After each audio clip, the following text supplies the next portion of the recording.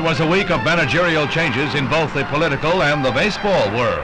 Crowds jam London's Trafalgar Square to hear the election returns as Labour attempts to unseat the Conservative government. Labour gets an early lead, so it looks as if Prime Minister Hume will join Khrushchev, as well as baseball managers Yogi Berra and Johnny Keane, on the outside looking in. The rainy night in Britain doesn't make it wet enough for some.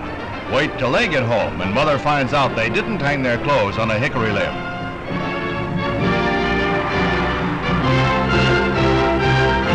Lord Hume arrives at 10 Downing Street on election night, still refusing to concede a close election, the closest since the Conservative victory in 1951. It was not until the next morning that Sir Alec conceded the slim Labour victory, a majority of only 4 seats in the House of Commons. This brought to an end the 13-year regime of the Conservative Party. There was a glum vigil through the night at Conservative Party headquarters before defeat was acknowledged.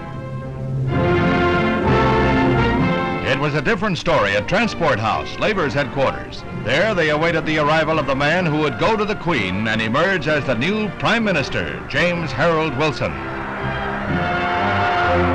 With his wife Mary at his side, Prime Minister Wilson thanks those who worked for his party's victory. Even in triumph, there's a question. Experts wonder how long a government with a majority of 4 seats can last.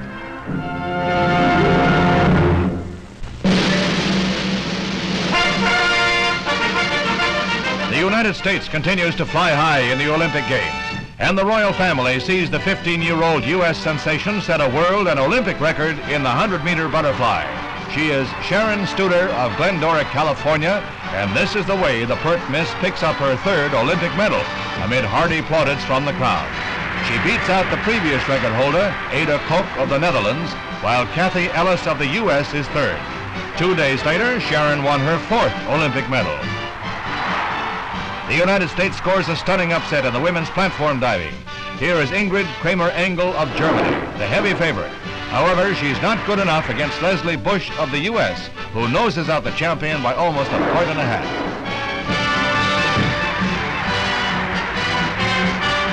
In 3rd place, behind the American and German, is Galina Alexieva, and the Soviet flag is raised beside the other 2. Then the action moves to the stadium for the track events. First action is the men's 100-meter, and in the stands is the immortal sprinter Jesse Owens. Heavy favorite in the dash is Bob Hayes in the far lane. The wind was too brisk in the semifinal, and a world's record Hayes set was disallowed. Hayes had the race in his pocket the minute he left the starting blocks, and slow motion reveals the stride of the 190-pound sprinter. He has more power than grace, but as anyone can see, it brings home the gold medals.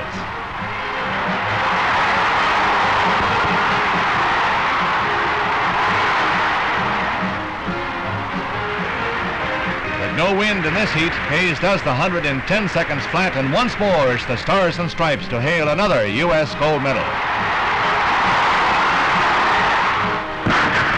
Wyomia Tyus of the U.S. set an Olympic mark in the semifinals of the 100-meter dash, and now in the finals, she runs her rivals into the ground to reach the tape in 11 and 4/10 seconds.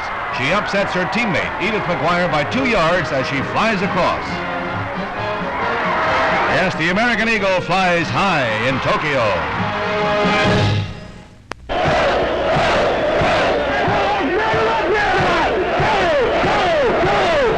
Michigan plays host to Purdue as the Wolverines see the Big Ten crown in sight.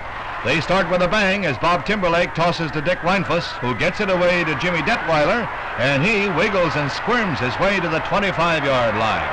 Michigan has been undefeated this season and wants to keep it that way.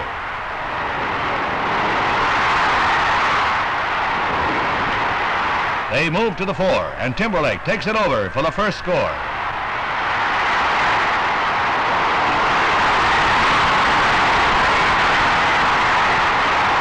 Purdue Boilermakers clang right back in the first quarter as Bob Grease teams up with Jimmy Morrell.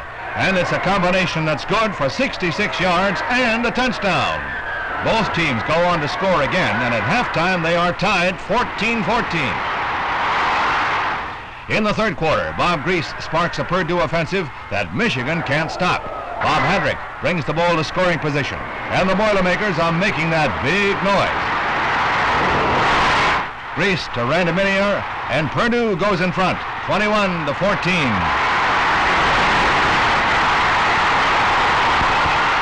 In the final quarter, Bob Timberlake has the Michigan fans on their feet as he breaks loose for a 54-yard touchdown run.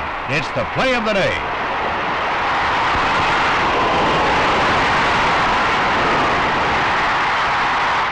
Michigan needs 1 to tie and 2 points to win, and they gamble for it. Timberlake tries a carry around end for that big deuce to no avail. The Purdue defense stops him, and Purdue upsets Michigan 21-20.